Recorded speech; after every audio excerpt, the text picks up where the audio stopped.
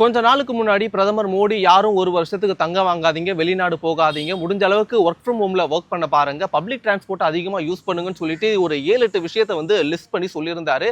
அதுக்கப்புறம் 6% இருந்து 15% வரைக்கும் கோல்டுக்கான இம்போர்ட் டேக்ஸ் அதிகப்படுத்தினாங்க. இப்போ ரீசெண்டாக பார்த்தீங்கன்னா பெட்ரோல் டீசலுடைய விலையை வந்து ₹3 வரைக்கும் அதிகப்படுத்தினாங்க. இது மட்டும் இல்லாமல் ரொம்ப முக்கியமான ஒரு விஷயம் என்னன்னா, டாலருக்கு நிகரான இந்தியாவுடைய ரூபாயுடைய அந்த மதிப்பு வந்து ₹96 வரைக்கும் சரிவடைஞ்சிருக்கு. ஃபாரின் இன்வெஸ்டர்ஸ் இந்தியாவில் இன்வெஸ்ட் பண்ணிருக்க ஃபாரின் இன்வெஸ்டர்ஸ் அவங்களுடைய இன்வெஸ்ட்மெண்ட்டை கொஞ்சம் கொஞ்சமா வெளியே எடுத்துக்கிட்டே இருக்காங்க. நம்ம கிட்ட இருக்க அந்நிய செலவாணி அதிகமா செலவாகிட்டு இருக்கு.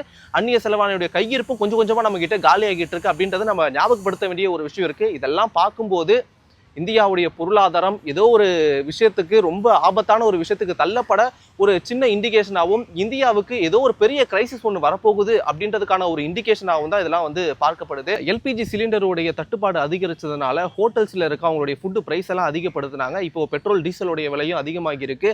இப்படி அதிகமாகும் போது டிரான்ஸ்போர்ட்டேஷனுடைய செலவு அதிகமாகும். இப்படி அதிகமான எசென்சியல் கமாடிட்டிஸ், அதாவது நம்ம வாங்குற அத்தியாவசிய பொருட்களுடைய விலையெல்லாம் நம்ம நினைச்சு பார்க்க முடியாத அளவுக்கு அதிகமாகும். இப்படி அதிகமாக உங்க வீட்லயும் என் வீட்லயும் நம்மளை சுத்தி இருக்கிறவங்களுடைய எல்லா வீட்லயும் தான் அந்த பாரம் அப்படின்றது தலையில விழும். இந்தியாவுக்கு ஸ்டேட் ஆஃப் ஹார்மோஸ்லாம் இன்னும் ஓப்பன்ல தான் இருக்கு. எல்பிஜி கேஸ்லாம் அங்கிருந்து வந்துகிட்டு தான் இருக்கு, க்ரூட் ஆயில்லாம் அங்கிருந்து வந்துகிட்டு தான் இருக்குன்னு சொன்னாலும் அப்புறமும் ஏன் இவங்க இப்படி ஒரு கிரைசிஸ் ஏதோ ஏற்படுற மாதிரியான, நீங்க வந்து ஒர்க் ஃப்ரம் ஹோம்ல இருங்க, அதிகமா வந்து டிரான்ஸ்போர்ட்டை யூஸ் பண்ணாதீங்க, பெட்ரோல் டீசல் அதிகமா செலவு பண்ணாதீங்க அப்படின்னு சொல்றதுக்கான காரணம் என்னன்ட்டு நம்மளை யோசிக்க வைக்குது. முக்கியமா பிரதமர் மோடியில இருந்து கவர்னர் வரைக்கும் அவங்களுடைய செக்யூரிட்டி கான்வாய்ஸ் எல்லாம் வந்து கம்மி பண்ணியிருக்காங்க அப்படின்றத ஞாபகப்படுத்த வேண்டிய ஒரு விஷயமா இருக்கு. 1970s ரொம்ப பெரிய ஒரு எனர்ஜி கிரைசிஸ் நடந்துச்சு. இந்த எனர்ஜி கிரைசிஸ் பத்தி உங்களுக்கு தெரியணும் அப்படின்னா கீழே 1970 சொல்லி கமெண்ட் பண்ணுங்க.